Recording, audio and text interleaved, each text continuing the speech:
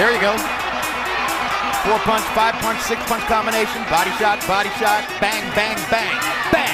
Telling him not to counterpunch. Boom! Will Rackman get up? Reloading. Iron. You're going through all the instructions. This is for the championship of the world. I expect a tough, clean fight. Protect yourself at all times. Welcome back, fight fans, to another exciting episode of the Fight City Podcast. I'm your host, Alden Chodash. First joined by Mr. Hunter Breckenridge, Fight City contributor. How are you doing, Hunter? I'm doing great. How about yourself, Alden? I'm doing pretty well. So Lomachenko is back, at least in the eyes of the public. We'll talk about it in more detail, but on the surface, he just crushed Masayoshi Nakatani, who on paper, of course, went the distance with Teofimo Lopez, stopped his knockout streak, and gave him quite a bit of trouble, and was coming off a big knockout victory over Felix Verdejo. On the other hand, you can make the case that Nakatani was tailor-made for Vasiliy Lomachenko, and that people might not be worth getting so excited over. So where do you stand on Lomachenko's performance last night? On its own, I thought it was a terrific performance. He definitely showed a lot more activity than he did against Lopez, which was a big part of the problem before. And it's one of those situations where it's a little of both. I mean, Nakatani certainly did not present the same sort of challenges that Teo did. One thing I noticed, he was very linear. He's very back and forth, straight ahead. Every time Loma turned him, bobbed, weaved, spun him, he had nothing. And those tricks were Nakatani just fell right into that. He just wasn't prepared to handle the movement of Lomachenko, who of course then was able to land in pretty much at will, especially later in the fight. And I think Loma really did look good. He clearly came out harder, looked more comfortable, but you got to assume that Nakatani, while he's a good fighter, is not still quite that same caliber. It wouldn't be that easy in a rematch. I wouldn't count Loma out in a rematch, but it's not that clear cut, Yeah, I think the key with Lomachenko is if you give him an in, as Nakatani clearly did early on, he's very hard to stop. He's a momentum fighter. Once he's on the front foot, once he's comfortable in there, mentally, once he's on, he's as good as people were making him out to be, as one of the best pound-for-pound fighters in the world. The two fights in which he wasn't on, in which fighters were able to thwart his momentum, were the Salido fight. Of course, there was a lot of illegal tactics mixed in there in that fight, and of course the Teofimo Lopez fight last year.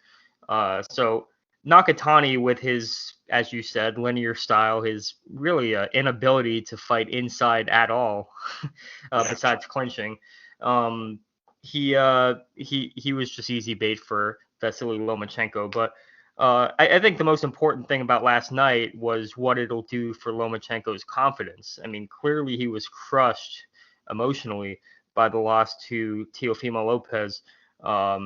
And I think this might give him that extra step, might energize his fan base going into a rematch, which I was surprised because Teofimo Sr. did sound like they were interested in taking that fight after they get past George Kambosos later this year. Yeah, when I heard them talking to Teo Sr., I was pleasantly surprised, but he still was. There's some caveats thrown in there, it has to be the fight immediately after because we're going to 140 right after. So it's clear that they don't want to wait around for Loma, which I completely get. But that has to be the fight that clearly Loma wants it. But that has to be probably the best option, at least in terms from a fight fan's perspective. I want to see that rematch. I want to see if Loma can make the adjustments he needs to. I do think that Lopez is aware, as in the last fight, Loma did adjust and pick up the volume quite a bit in the middle of the late rounds. And I don't think he was quite taking it over. He certainly showed he has the ability to adjust. So it's dangerous for both men. And that's why it's intriguing. And also Loma's, he's 33. He's in a smaller weight. He's, so dependent on speed and reflexes and agility. You got to think that age is, if it's not catching up to him, it will eventually pretty soon. A lot of that great movement, a lot of the darting in and out, he's going to lose a fraction of a second on that, and then he's not going to be so effective, kind of Roy Jones style, Yeah, it's also the fact that Lomachenko, at his age and with the number of fights that he has as an amateur, I mean, he's very injury prone. He's had multiple injuries over the years. So the fact that Lopez is not willing to wait around past the Kambosos fight is very well taken statement because of the fact that there's no telling if Lomachenko fights again, he'll be injured. He'll tear a rotator cuff or whatever, have another shoulder injury in training camp or during the fight itself. It's really now or never for a guy like Lomachenko, and I do think the second fight will be very exciting. Definitely, yeah. This is a situation, as you mentioned, he had such a long amateur career. There's just a lot of wear and tear on that body, and the shoulders had a couple surgeries now, more. At some point he's gonna damage that again, and if he's out for months at a time, what is he gonna do? What's Lopez gonna do? He can't wait around. There are other fights out there, but I think that's the one that at least Lomachenko is going to be gunning for pretty hard. So yeah, no, I think the second fight might be intriguing. I mean, Loma knows the writing on the wall in the early rounds. He clearly didn't fight enough to secure more or less any of them.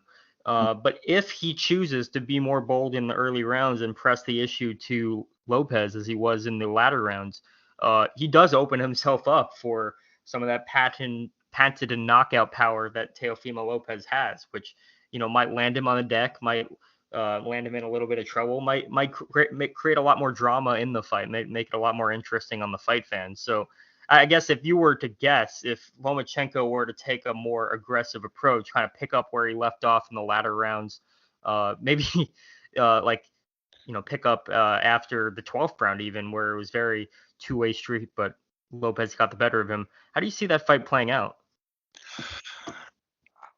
I'm inclined, at least based on his most recent form, it's hard to make a strong commitment to that because, as you said, he does open himself up, and the possibility is certainly strong. Lopez can hit, man, and it would be. While Lomachenko defends well, obviously he's been hit by counters before, and he's been caught coming in, and he's been caught, and he's certainly susceptible to that. So I would lean toward. I think Loma could pull off the decision. I would slightly lean toward that. Maybe even start beating him up later. But I think that there's a. I wouldn't put an actual number to it, but there's a pretty strong likelihood he gets caught, and even if he doesn't get stopped or knocked out, that may put him back in a shell. That may convince him that going more aggressive is not the best approach, and then he loses another decision. So he definitely has to be willing to take the risk, and it's a risk. So that lends itself to the possibility of a stoppage or a shock knockout. Yeah, it also lends itself to the possibility that the fight fans get an even better event in the rematch than they did in the first fight. And the first fight did carry a lot of drama and some good action in the latter rounds especially. But there definitely is the feeling that there's unfinished business between these two fighters, whether or not the Lopez camp wants to admit it. I know there's a lot of pride there. And, they were offended by some of the antics that Loma brought into the first fight, not giving him a rematch in the rematch clause. So they didn't want to return the favor, understandably.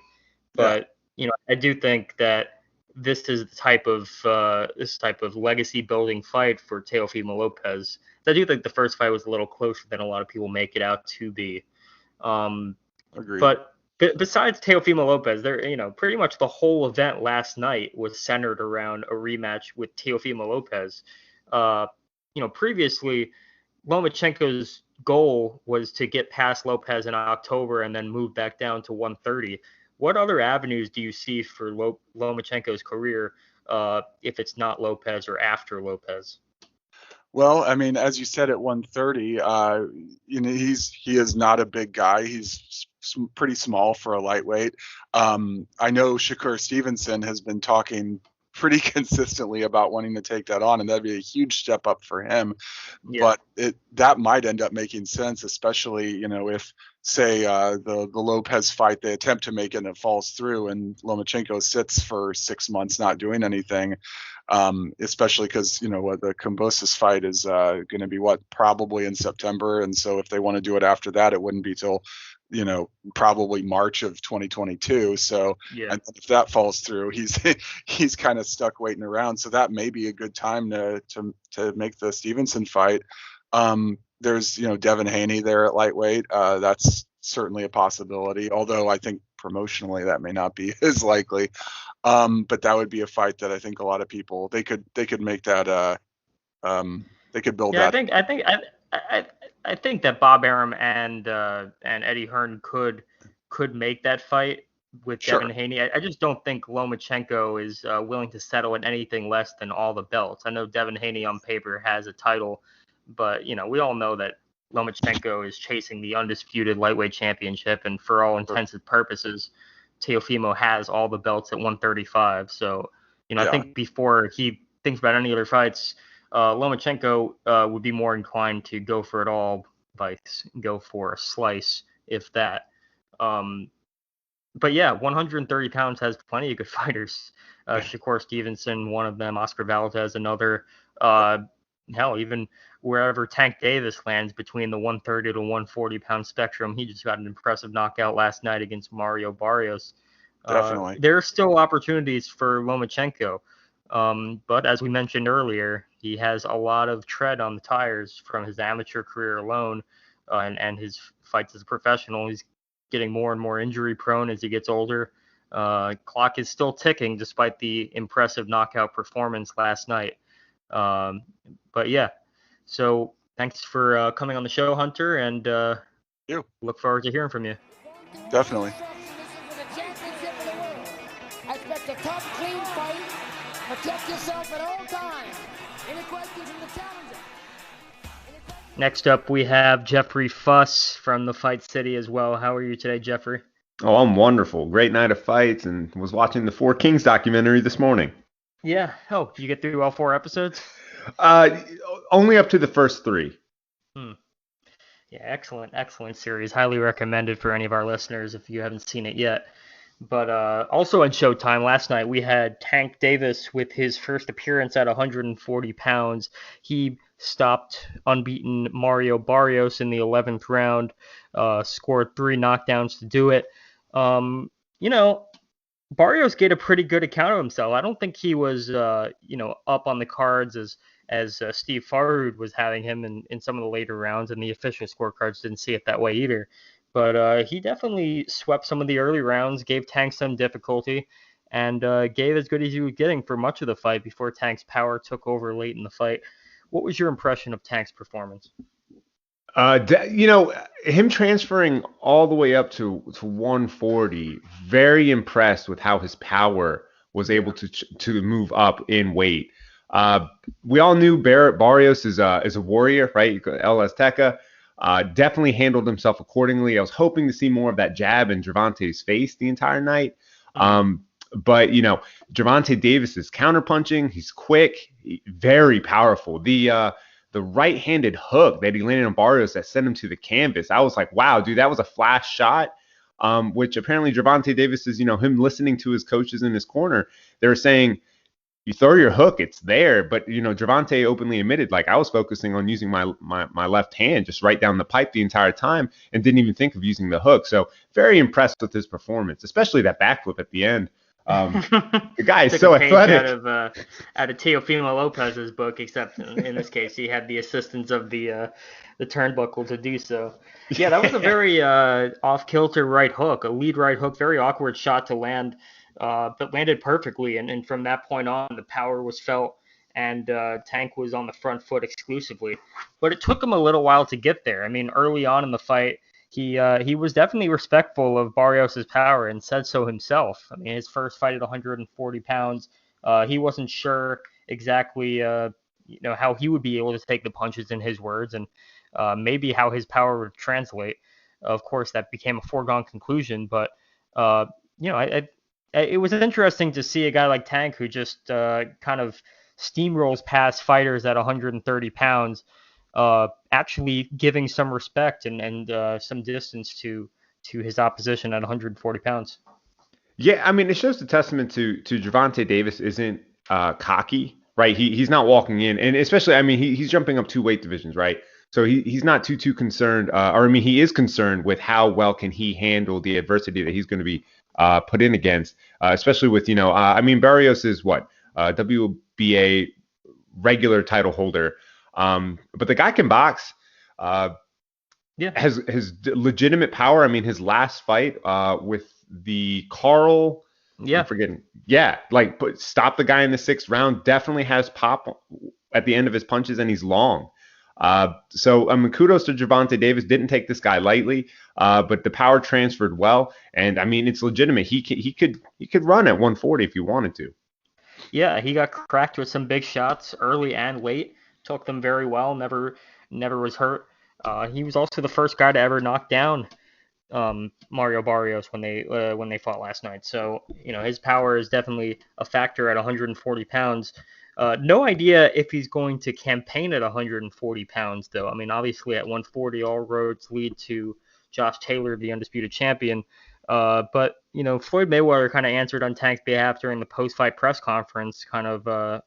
It didn't sound like there was a clear-cut plan for him to campaign at 140. I'm not sure if he's going to campaign at 135 or 130.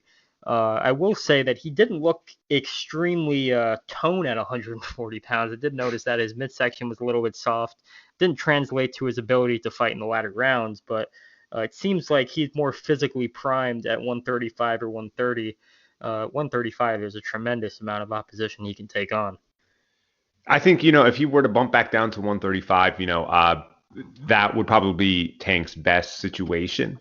However, I saw a funny tweet out last night from Regis Prograis saying, hey, man, if you want to contend at 140, I'm here. And that's actually a fight that I'd be really intrigued to watch. No, that'd be a tremendous fight because Regis Prograis is as durable as they come. So if Tank, and he's also one of the hardest punching 140 pounders there is. So it wouldn't be outside the realm of possibility that he hurts Tank when he cracks him, and he can even take his shots. Maybe I think that'd be a very intriguing fight. Tank Davis, he can also look forward to Teofimo Lopez if and when he moves up. I mean, Lopez Senior last night said that they're on that Vasiliy Lomachenko is on the short list to get a shot at him for a rematch at 135 because Lopez, is planning on moving up. So if Tank decides to campaign a little bit longer at 140, he's got that fight right around the corner. Maybe if the two sides can get along and make that fight happen, which I think is still one of the best fights in boxing to make. Oh, most definitely. I mean, Tank is in a pretty solid position right now to possibly go for undisputed, right?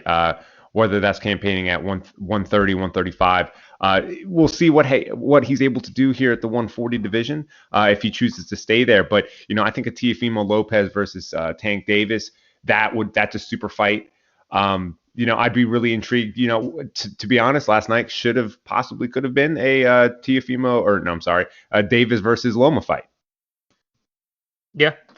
Well, it seems like with Vasiliy Lomachenko, all roads lead to Teofimo Lopez. I mean, that is the fight that's on his mind. That he is locked in on avenging his defeat there. So Tank Davis has 2 undisputed champions to contend with, one at 140, one at 135. I like the way that stands. I think it's up to him and his promotions to make the decision on whether or not they're going to keep pursuing the money against lesser opposition, good opposition like Barrios, but still lesser, or pursue legacy at this point. I wasn't impressed by Leonard Ellerby's response to the prospect of fighting Josh Taylor, and his response was basically that Taylor doesn't put butts in seats. Who cares? We're talking about Tank Davis, and he is one of the biggest attractions in boxing. He takes on that fight. You add in the added prestige of having 4 belts on the line and Tank becoming an undisputed champion. I think that's a huge moneymaker in and of itself, much bigger than the fight with Barrios. So I think they just have to commit to legacy versus popularity at this stage. Yeah, I agree with your assessment. Yeah, like you said, I think Taylor does put butts in seats. I mean, he has the entire UK backing him at this point, right? Especially if it was to be against Gervonta Tank Davis, that would be. I don't want to go out on a limb and say like, would that be a possible kind of like Floyd Ricky Hatton situation? You got Tank Davis versus Taylor. I don't know if I want to say that, but in retrospect, maybe that would be kind of the atmosphere we would get. Yeah, possibly. I mean, imagine Tank Davis. The last time he fought overseas was against, I think, Liam Walsh a while back. Imagine if they put that fight in Wembley Stadium, fans galore. Probably that fight would be a domestic fight in the U.S., but tremendous fight nonetheless. Tank's got options, and I think he just needs to now capitalize on them instead of just capitalizing on his name. Of course, he can keep fighting lesser fighters. Not saying that Barrios is a bad fighter, but fighters of his caliber and make as much money as he wants. But, for diehard fight fans, it's going to get old after a little while. Love to see a fight between him and Regis Prograis. Maybe the winner gets a fight with Josh Taylor. There's a lot of big fights that can happen. Hopefully, Ellerbe and Mayweather Promotions chase them. Just like they're kind of chasing supremacy at 154. It doesn't really make sense to me when I see fights like Erickson Lubin and Jason Rosario, really two top-notch fights, high-risk fight for one another. Unifications fights happening at 154 pounds. Why can't they make the same thing happen for Tank Davis, really? That's a really good question. I wonder how strategic are they being regarding Tank Davis, right? He's the money machine for their stable.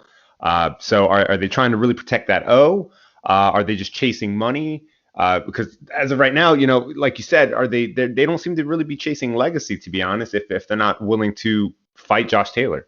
And if that fight's there and presents itself, why are you not taking that opportunity? Yeah, well, they would have to be negotiating with a rival promotion in that case, whereas 154 pounds is more or less within their wheelbarrow. They have almost everybody there. But speaking of 154 pounds, the co-feature, I thought it would steal the show, and I think it just about did. Erickson Lubin got the 5th round stoppage over Jason Banana Rosario, being hurt himself pretty badly, I must add, in a really seesaw, tumultuous affair. Tremendous fight. What was your impression of it? Really glad to see Erickson Lubin, especially rebounding. I think everyone in the press keeps bringing up the Jermell Charlo fight, but where Cunningham has taken this young man and has brought him back to this stage, excellent work. I mean, the guy is just running through. I'm sorry, not like running through, I suppose, but in his last 6 wins, he TKO'd Silverio Ortiz. Did he decision Ish Smith? Well, no, he was actually the first to stop Ishe Smith throughout Smith's pretty long run at 154 pounds, former title challenger. He's got the win over Terrell Gausha. Mm-hmm. He's got the win over Nat Gallimore. And if anything, really the post-Jermell Charlo sequence is really how I think his career should have played out prior to getting his first title shot. Right now, he's really, really developing as a fighter.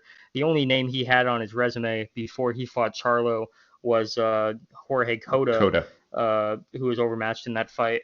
I think Erickson Lubin is finally coming into his own to be a legitimate title challenger for the undisputed 154-pound championship of the world.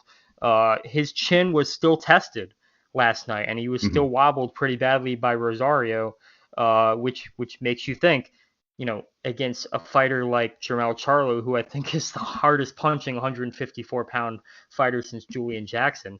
I'm not sure how Erickson Lubin's going to hold up, but on paper, I think he's definitely much more prepared for a rematch against Charlo than he was the first time around. Most definitely. I agree. I think Erickson Lubin, when he first took that fight, definitely was still too green to be stepping in for that title. But the progression that he has shown, the adversity that he has fought, to this stage, I think he's ready for that comeback. And I mean, he even said so himself. And mind you, he could always be saying this for the press, of course. But I truly believe, especially with last night's performance, get him in there with Charlo and let's see what happens. Yeah.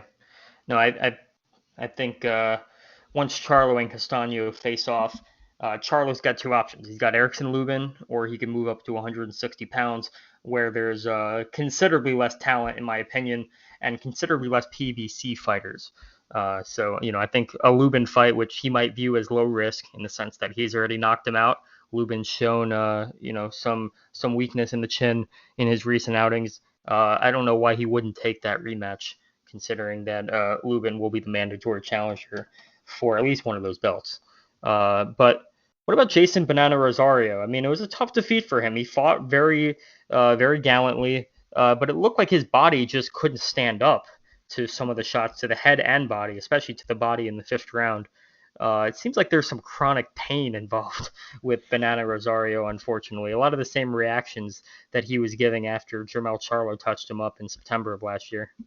Yeah, I'm curious to see if it's like, like you said, the physical capacity, like how much punishment can Rosario take? Is this like punch dexterity? Like, is it still like, is it just crumbling, or is it like a mental thing? Like knowing that he's going to get touched to the body, does he like, I don't want to say cower away, but he reacts so bad to where he's setting himself up to get knocked out? Yeah. Yeah, he was in so much pain on the canvas. You got to feel for the guy. Yeah. He definitely wasn't reacting to punches as you'd expect. But I mean, before he won the title against Julian J. Rock Williams, he didn't have too many fights either, and he wasn't up against the best caliber of opposition before that. And he didn't have this long-winded bruising career as a journeyman that would lead to it. So it's possible that it's something that's happening behind the scenes in training camp, or some pre-existing injuries that we don't know about. But after that performance, gallant as it was, it's hard to see him campaigning as a world-class fighter for too much longer until he gets something under control. Yeah, I mean, especially since he's stepping, I mean, not now just stepping up, but I mean, he's been in there with some legit killers. Erickson Lubin is the latest one, right? Jermell Charlo, Julian Williams. The question is how much more round robin can he go at this level to where it's not taking a legitimate toll, obviously, on like the longevity of his life, not let alone his career. Yeah. No, he's very hard hitting puncher. He's a very strong-willed fighter. I think he showed all of that in his fight last night. Tremendous fight. But yeah, you definitely got to feel for the guy as he moves on with his career, if he does, after that knockout defeat. So Erickson Lubin got the victory. Tank Davis got the victory. We also had some big news announced last night where, kind of the inevitable, we think, because we've been hearing about this fight for a long time, AJ versus Usyk for September 25th. What is your first impression now that the fight is finally official? Finally. This is great. Excellent. Finally. Usyk getting a shot at the title holder. This is wonderful news. I'm excited. I'm really curious to see how Usyk, all things considered, as long as it's like legitimate, there's no falling out, how well is Usyk going to be at that main stage? I know some people are saying that like maybe size will be a huge issue here. But I have no qualm seeing this fight happen or play out. I'm just finally excited that something legitimate is now on paper. Yeah, I think the size that Derek Chisora posed to Alexander Usyk is a very different type of size that Anthony Joshua will play, because Anthony Joshua is not as physical of a fighter as Chisora, who really just bore in there and threw Usyk around. A lot of wide shots that were landing had Usyk on his bicycle. Anthony Joshua is a lot more of a technical fighter, from that perspective, it does raise some concerns, because he's a huge puncher, but not necessarily the best technical fighter out there. He's very stiff. He doesn't use his height very well. We've seen guys be able to get through the defenses of Joshua even before Andy Ruiz was able to. That could spell a bit of concerns for his chances against Alexander Usyk and the path forward towards a Tyson Fury mega fight if Fury is able to get past Deontay Wilder in July. Yeah, I would say, I guess, like if Joshua was able to get past Usyk, this performance, depending on how Usyk prepares for this fight, is it like kind of like a precursor to what we could possibly see if Joshua and Fury, like if Fury makes it past Wilder, what that fight might kind of look like, right? I love Usyk's style, hit, don't get hit. Curious to see if power really makes a big difference here on Usyk's end. I just see him kind of like a little gnat pattering up Joshua a little bit. And like you said, Joshua's a little bit stiffer. And then just making, kind of a hit in the bag, just stick, move. And then we'll see how long he can do that for. I think Usyk can do it the whole time, of course, because like he went the whole fight with Chisora, who is more of a brute. But, I'm just finally glad to see that something here now is officially announced and in the works for Usyk. I'm curious to see how he does in the heavyweight division at this level. Yeah, no, it's a big step up for him. I mean, obviously the Chaz Witherspoon fight didn't do a damn thing. Derek Chisora, he was able to win that fight, but he suffered some adversity in there. He definitely looked like the smaller man, and now he's going up against arguably the biggest puncher in the heavyweight division, second to Deontay Wilder. I'm not sure how well he can take a big shot at heavyweight. These questions haven't been answered yet. This is going to be a big question mark for him going into this fight.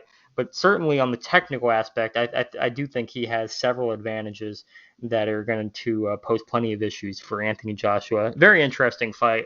I'm very impressed by Joshua and Eddie Hearn for taking this fight, despite a clear path forward towards a unification against Tyson Fury if Fury gets past Wilder. But at the same time, Usyk is the mandatory for the WBO. So, if they want to fight for all 4 belts, this is the kind of challenge they have to go towards, even if they might fall short on the losing end. I hope they don't, because I think everybody is salivating over a Tyson Fury, Anthony Joshua fight if it can get made. But these are the risks that they play in their interim fights against Wilder and Usyk, respectively. Yeah, all I can say is hopefully whenever September gets here, the fingers crossed that nothing bad happens in between then. But it is a considerable step up for Usyk. Like you said, Anthony Joshua, really, I mean, he is the WBO mandatory, but I guess Anthony Joshua and Eddie Hearn could have went a different route. But, Joshua doesn't seem to be too shy now at this point of taking these challenges. So we'll see how it plays out, and I just hope that it's not a stinker. I hope not either. But anyways, that about wraps it up for this episode of the Fight City podcast. Thanks so much, Jeff, for being on the show. I look forward to hearing from you soon. And everybody, recommend tuning in to future episodes of the Fight City podcast. Love hearing from you guys, and hope you have a good one. Hey, thank you, Alden. Thanks. I expect a tough, clean fight. Protect yourself at all times. Any questions from the challenger?